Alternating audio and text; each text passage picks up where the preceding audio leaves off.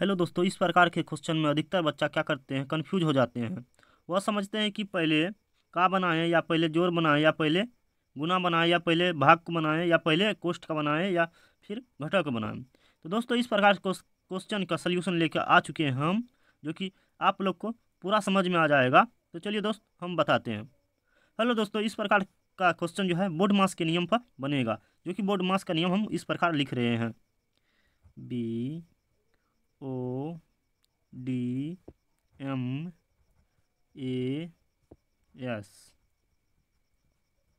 तो दोस्तों, आपसे उम्मीद करते हैं कि आप लोग मेरा वीडियो को पूरा एंड तक देखिएगा तो पूरा समझ में आ जाएगा। बी से हो जाता है दोस्त ब्रैकेट, BRACET ब्रैकेट। ब्रैकेट में से दोस्त होता है कोष्ठ, जो कि कोष्ठ होता है, जो कि कोष्ठ इस प्रकार से होता है। लिख देंगे सबसे पहले बड़ी कोष्ठ, मझली कोष्ठ, उसके छोटी कोष्ठ। ओ से होता है अप। गणित में अप का मतलब होता है गुना।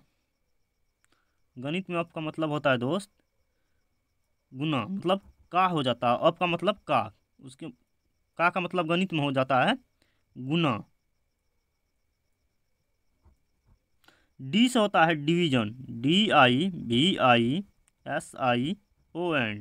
डिवीजन मतलब होता है भाग, जो कि भाग का चिन्ह ये है दोस्तों।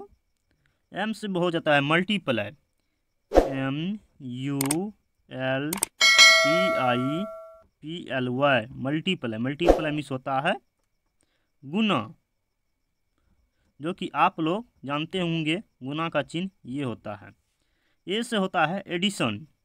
एडिशन मतलब जोड़, ADDITION। एडिशन मतलब जोड़।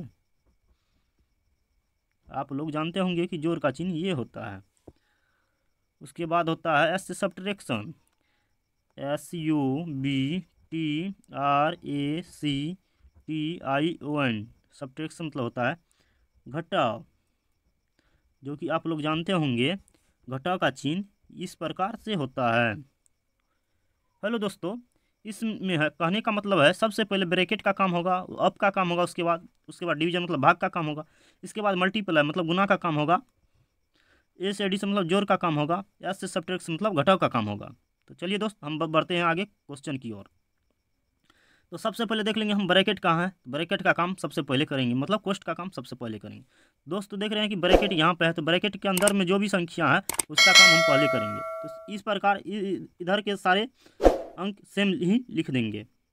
5 का 2 जोड़ 4 गुना 6 भागा 3।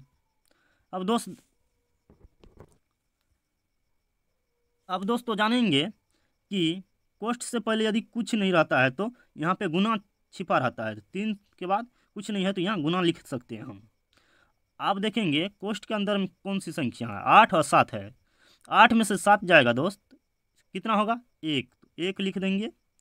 उसके बाद देखिए, उसके बाद आगे घटा का चिन्ह है तो घटा का चिन्ह, उसके बाद 9 है तो 9 लिख देंगे। तो उसके बाद दोस्त आप लोग समझ गए होंगे कि ब्रैकेट का काम हो चुका है। उसके बाद ऑफ मतलब का काम होगा। तो का कहाँ है, तो दोस्तों का यहाँ है, तो इसका काम होगा। का मतलब होता है गुना। 5 और 2 का गुना हो जाएगा, 5 और 2, 5 दूनी 10, 10 लिख दिए जोड़। और इधर की जो संख्या है इसको सेम ही लिख देंगे, 10 जोड़ 4 गुना 6 भागा 3 गुना 1 माइनस 9। तो दोस्तों का के बाद डिवीजन मतलब भाग का काम होता है। तो भाग देखेंगे कहाँ, भाग यहाँ है। चलिए दोस्त, भाग का काम करते हैं। उसके बाद लिखेंगे 10 प्लस 4 गुना, इसको बट्टे के रूप में लिख लेते हैं, 6/3 गुना 1 माइनस 9। 3 का 3, 3 दूनी 6, 2 बार में कट गया, 3 दूनी 6। इसके बाद इस संख्या को लिखेंगे 10 प्लस 4 गुना, देखिए दोस्त यहाँ हो गया कितना, तो 2 गुना 1 माइनस 9। दोस्तों अब देखेंगे भागा का काम हो चुका है। उसके बाद होगा गुना का काम, मतलब मल्टीप्लाई का काम, मल्टीप्लिकेशन का काम। तो मल्टीप्लिकेशन का काम हम करेंगे। मल्टीप्लिकेशन कहाँ है, तो यहाँ से यहाँ तक है। मल्टीप्लिकेशन का काम करेंगे। 10 प्लस 4 दूनी 8, 8 का 8 मतलब 8 हो चुका है, माइनस 9।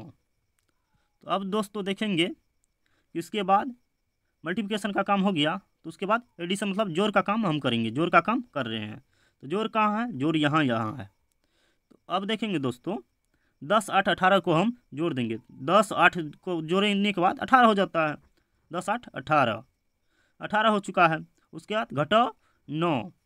उसके बाद दोस्त देखें लास्ट में होता है सब्ट्रैक्शन मतलब घटाव का काम। तो 18 में से 9 जाएगा तो कितना बचेगा, तो फाइनली 18 में से 9 जाएगा तो 9 बचेगा। दोस्तों फाइनली आंसर निकल चुका है 9। तो दोस्तों आशा करते हैं कि आप लोग समझ गए होंगे इस तरह के क्वेश्चन। इस तरह के क्वेश्चन जब भी आता है तो बच्चा कंफ्यूज हो जाता है।